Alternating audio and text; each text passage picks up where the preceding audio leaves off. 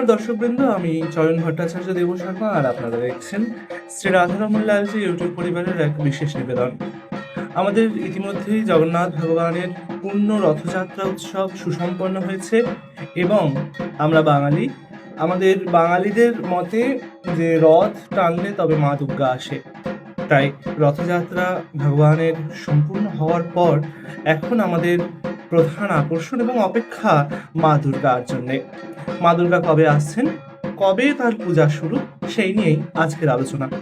এবং এবছর কিন্তু অনেকটা বিস্তৃত সময় আমরা পাচ্ছি মাকে, একটা দিন বেশি পাচ্ছি মাকে। এবং আপনারা সকলেই হয়তো ইতিমধ্যে জেনে গেছেন যে এবছর সপ্তমী পড়েছে দুদিন ধরে সপ্তমী বিহিত পূজা হবে। এছাড়া মায়ের পূজার যে সময়, যে ঘড়ি ধরে মায়ের আরাধনা হবে, সেবা হবে, এবছর কিন্তু ভীষণ কষ্টকর হয়ে যাবে মায়ের সেবা। তো সেই নিয়েই আজকের আলোচনা। তবে চলুন শুরু করা যাক। আমাদের বাংলায় প্রধানত যে মাতৃ আরাধনাটা হয়ে থাকে সেটা কিন্তু ওই মোটামুটি ষষ্ঠাদিকল্পেই বেশি হয়। মূলত মায়ের আরাধনা মহালয়ারও 5 দিন আগে কৃষ্ণা নবমী কল্পে শুরু হয়ে যায়, করাই যায়, কোনো সমস্যা হয় না তাতে। মহালয়ার 5 দিন আগে কিন্তু আমরা যেহেতু বাঙালি এবং মহালয়ার দিন বীরেন্দ্রকৃষ্ণ ভদ্রের কণ্ঠে তার সেই অতি পরিচিত সুমধুর মহালয়া শুনে আমরা দুর্গাপূজা শুরু করি। তো সেই মহালয়াটা পড়েছে এই বছর 10ই অক্টোবর। বাংলা তারিখ হচ্ছে, আমরা প্রথমে বাংলা তারিখটা বলি, তারপরে ইংরাজি বলবো। তো 22শে আশ্বিন শনিবার, এই 10ই অক্টোবর অর্থাৎ 22শে আশ্বিন শনিবার, এই দিন পড়েছে অমাবস্যার মহালয়া অর্থাৎ মহালয়ার অমাবস্যা। যদিও এই অমাবস্যা অর্থাৎ মহালয়ার যে অমাবস্যা, সেই অমাবস্যাটা লেগে যাবে এর আগের দিন অর্থাৎ 21শে আশ্বিন 9ই অক্টোবর শুক্রবার রাত্রি ওই 9টার মধ্যে অমাবস্যা লেগে যাবে এবং অমাবস্যার নিশি, এই নিশিটা শুক্রবারেই পালিত হবে। শনিবার সকালবেলা ভোরবেলা একদম উঠে আমরা তিল তর্পণ আদি যে সমস্ত কাজগুলি আছে, পূর্বপুরুষকে তর্পণ, সেগুলো করতে পারবো। পিতৃপক্ষের অবসান হবেন এই অমাবস্যার মাধ্যমে অর্থাৎ শনিবার রাত্রি 8টা 34-এ। মহালয়ার অমাবস্যা বিশ্রাম হবে এবং তারপরের দিন অর্থাৎ 23শে আশ্বিন 11ই অক্টোবর রবিবার, এই দিন মায়ের শারদীয়া নবরাত্রি ব্রত শুরু হবেন। যারা শারদীয়া নবরাত্রি পালন করেন তাদের জন্য এই 23শে আশ্বিন রবিবার অর্থাৎ 11ই অক্টোবর 2026 থেকে মায়ের আরাধনা পূজা তাদের শুরু করতে হবে। এরপর যদি আমরা দেখি, তাহলে আমাদের যে মূল সব জায়গায় হয়ে থাকে ষষ্ঠাদিকল্পের পূজা, সেই ষষ্ঠাদিকল্পের শুরু হচ্ছে আমাদের 28শে আশ্বিন 16ই অক্টোবর শুক্রবার।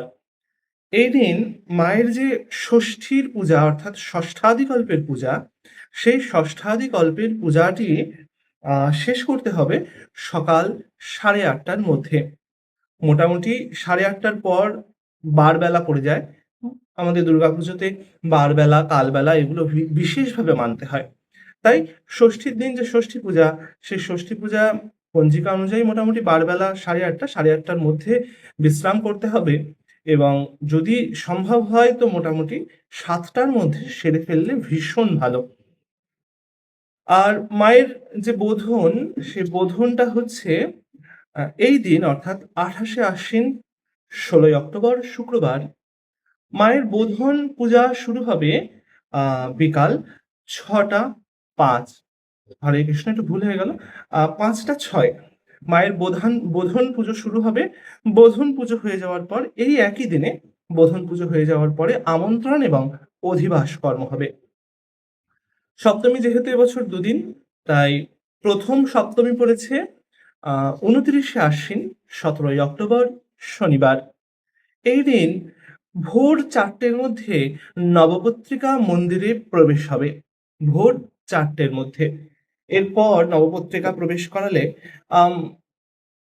অপরাধ লাগার সুবিধা আছে এবং অপরাধের থেকেও বড় কথা, মায়ের পূজা সঠিক সময়ের মধ্যে সুসম্পন্ন করাটা ভীষণ কষ্টের হয়ে যাবে। তাই ভোর 4টের মধ্যে মায়ের নবপত্রিকা প্রবেশ হবেন। প্রবেশ হয়ে যাওয়ার পর মায়ের যে পূজা, সেই পূজা শুরু হবে ভোর 4টে 15। ভোর 4:15 পূজা শুরু এবং পূজা বিশ্রাম করার সময় দিয়েছেন এবছর সকাল 6:32 মধ্যে। অর্থাৎ 6:30টার মধ্যে মায়ের সপ্তমীর পুজো বিশ্রাম হয়ে যাবে। যেহেতু এবছর মায়ের পূজা এত সকাল, সকাল হয়ে যাচ্ছে, 6:30টার মধ্যে হয়ে যাচ্ছে, তাই মাকে প্রাণ প্রতিষ্ঠা আদি করবার পর মায়ের সপ্তমীর দিন একটা সকালের ভোগ এবং দুপুরের ভোগ নিবেদন করা অত্যন্ত আবশ্যক।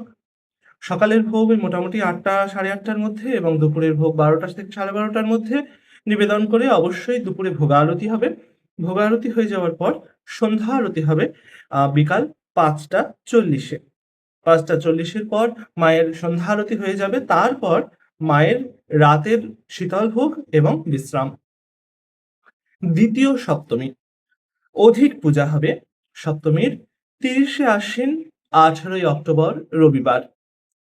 মায়ের অধিক পূজা, অধিক সপ্তমী বিহিত পূজা শুরু হবে ভোর 3:39 এবং 3:39 পুজো শুরু হয়ে ভোর 5:20 মধ্যে মায়ের এই অধিক পূজা বিশ্রাম করতে হবে।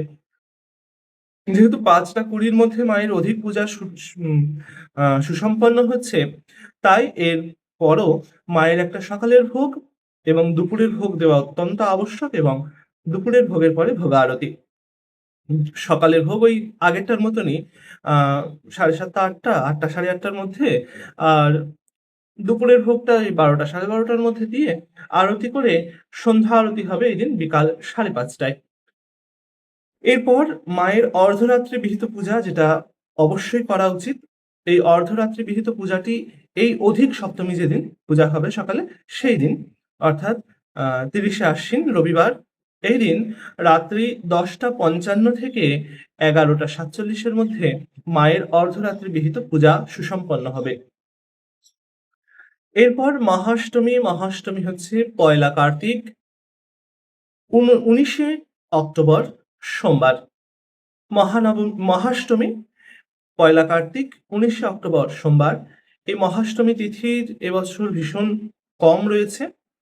মহাষ্টমীর পূজা শুরু হবে ভোর 3:06, অর্থাৎ ব্রাহ্ম মুহূর্ত শুরু হওয়ার পরই পূজা শুরু করতে হবে।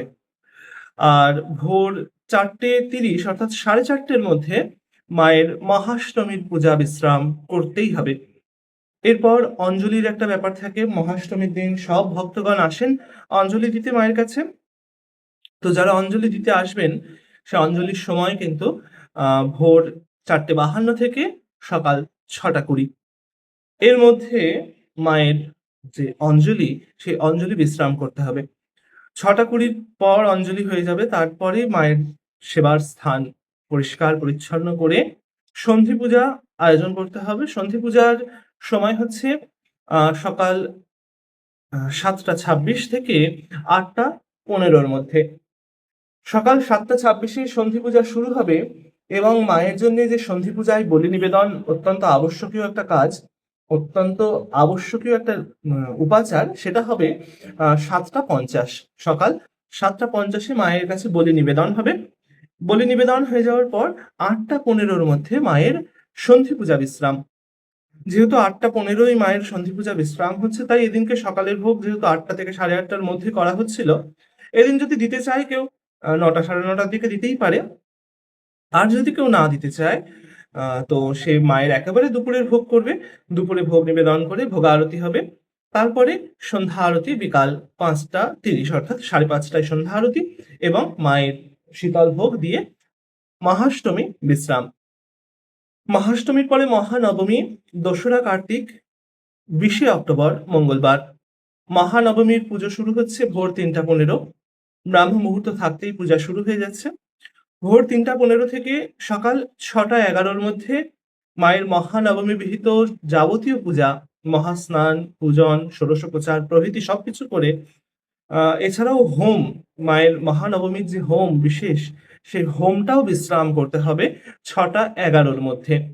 6:11-র মধ্যে মায়ের হোম আদি বিশ্রাম করে মায়ের মহানবমীর পুজো বিশ্রাম হবে এবং 6:11-র মধ্যে যেহেতু পূজা সুসম্পন্ন হচ্ছে, তাই এদিনও সকালের ভোগ, দুপুরের ভোগ, ভোগারতি এবং সন্ধ্যা আরতি সন্ধ্যা 6টায়। সন্ধ্যা আরতির পর রাতের শীতল ভোগ দিয়ে মহানবমী বিশ্রাম। মহানবমী হয়ে যাওয়ার পর আমাদের দুঃখের সময়, মনে কষ্টের সময়, কিন্তু যেহেতু পূজার আয়োজন করেছি তাই দশমীর পূজা করতেই হবে। দশমী পূজা শুরু সকাল ৪:৩০ অর্থাৎ ৪:৩০ এবং মায়ের পূজা, বিশ্রাম, মাকে বিসর্জন করা সেটা সকাল ৬টার মধ্যে কিন্তু সুসম্পন্ন করতে হবে।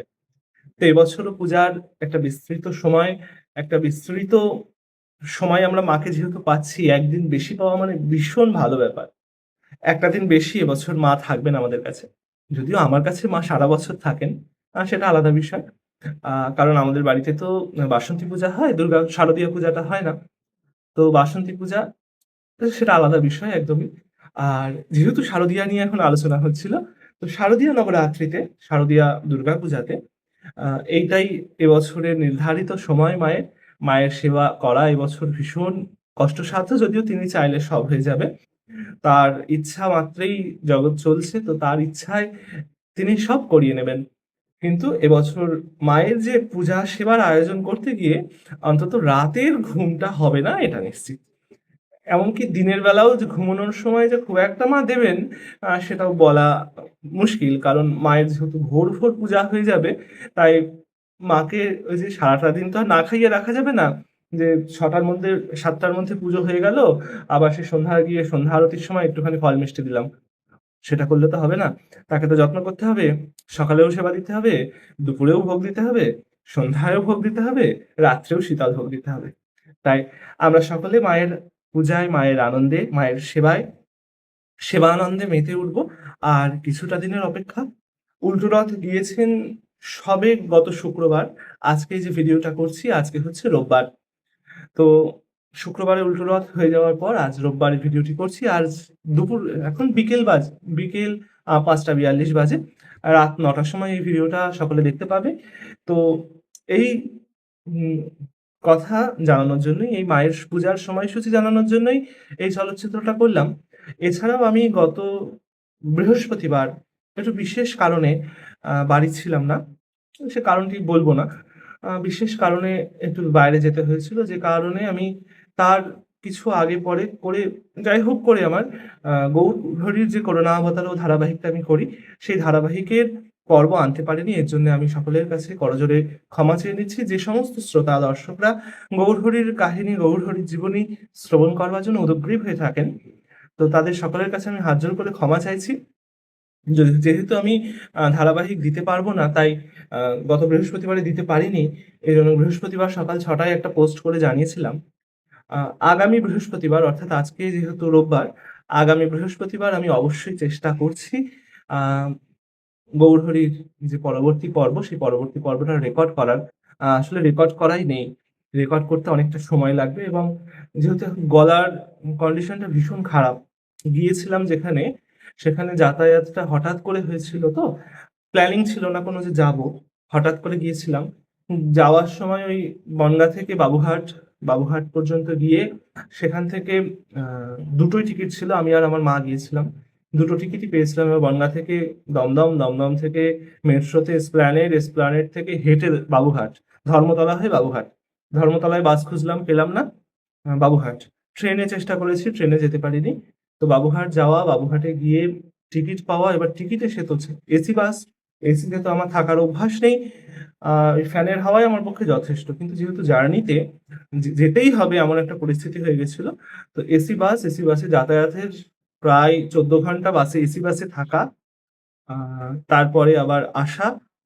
যেদিন গিয়েছি কাজ মিটিয়েছি, কাজ সকালবেলা মিটিয়েছি, পৌঁছেছি। ২.৫ ঘন্টা বাস লেট ছিল। সকালে পৌঁছেছি, কাজ মিটিয়েছি, পুনরায় আবার ফিরেছি। সেই দিনেই। অর্থাৎ বৃহস্পতিবারে গিয়েছি, কাজ মিটিয়েছি। বৃহস্পতিবারেই আবার ফিরেছি। ফেরার পরে আম সেও ১২-১৩ ঘন্টার এসি বাসে থাকা। তো সেজন্য গলার অবস্থা ভালো না। এর আগে রেকর্ড করতে পারিনি। তার কারণ হচ্ছে বিভিন্ন রকম চাপের মধ্যে ছিলাম। আমি সংসারী মানুষ, আমাদের তো চাপ থাকেই। তো চাপের মধ্যে থাকার কারণে আমি রেকর্ডিং করার সুযোগ পাইনি। এখন গলার অবস্থা খারাপ, যেহেতু এসি বাসে থাকতে হয়েছে। এখন কেমন আওয়াজ লাগছে জানি না। ভিডিওটা প্রায় ১৭ মিনিট হতে গেল। আর এরপরে যে গৌরহরির পর্ব রয়েছে সেটা মহাপ্রকাশের পর্ব রয়েছে। মহাপ্রকাশ, তারপরে জগাই মাথায় উদ্ধার লীলা। তো এই মহাপ্রকাশ লীলা এবং জগাই মাথায় উদ্ধার লীলা পড়তে প্রায় ২ থেকে ২.৫ ঘন্টা সময় লাগবে। পাঠ করতে ২ থেকে ২.৫ ঘন্টা সময় লাগবে। এইজন্যে গলাটা আমি গরম জলও খাচ্ছি, গার্গেলও করছি, দেখছি কতটা কি ইমপ্রুভ হয়। তো আগামীকাল ইচ্ছা আছে রেকর্ডিং এ বসবো। আগামীকাল সোমবার। তো ইচ্ছা আছে রেকর্ডিং এ বসবো। তো আজকে মায়ের সময়সূচি, পূজার সময়সূচি জানাতে গিয়ে একটু গল্পও করে ফেললাম। তো যারা এখনো পর্যন্ত আমার সঙ্গে ছিলে, এই ১৭ মিনিট পূর্ণ হলো। এখনো এতক্ষণ আমার সঙ্গে যারা ছিলে, নিজের অমূল্য সময় দিলে, নিজের ফোনের ডাটা খরচ করে আমার ভিডিও দেখলে, নিজের স্ক্রিনে, নিজের ফোনে আমাকে এতটা সময় দিলে, নিজের ফোনের স্ক্রিনে, তার জন্য অসংখ্য ধন্যবাদ।